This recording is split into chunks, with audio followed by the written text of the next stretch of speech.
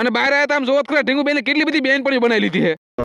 જય માતાજી મિત્રો, હવાર હવાર જાગી નાઈ તીર્થ આવી ગયા છે વાડીએ. અબે સાલે હવાર વાડી આવ્યું એટલે કામ કરો ને આળા બહુ થાય કા આળા થતી હોય પણ કામ તો કરવું પડે ને. હવે આર્યું દાદા ને હામો દેખાય ને ખડનો શેઠો વાટવાનો છે.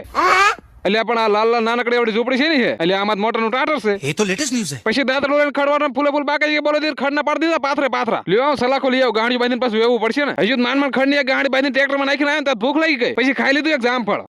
પછી ઝડપથી બધી ગાડીઓ ટ્રેક્ટર માં નાખી દીધી. ઓહો તડકાની આંખો નથી ખુલતી.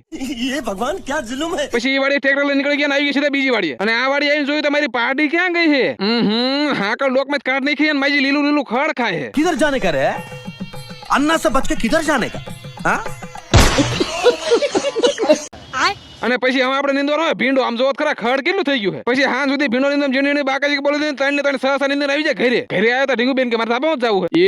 એ ઠીકી ગયા. પછી ધાબામાં થોડાક અમને પોટા પડે હું ઢીંગુબેન બે આવી ગયા બહાર રમવા. અને બહાર આવ્યા આમ જોત ખરા ઢીંગુબેન કેટલી બધી બેનપણી બનાવી લીધી છે. હવે ઢીંગુબેન રમે ને આપણે આજનો વ્લોગ અહીંયા પૂરો કરી દઈએ. Okay tata bye bye.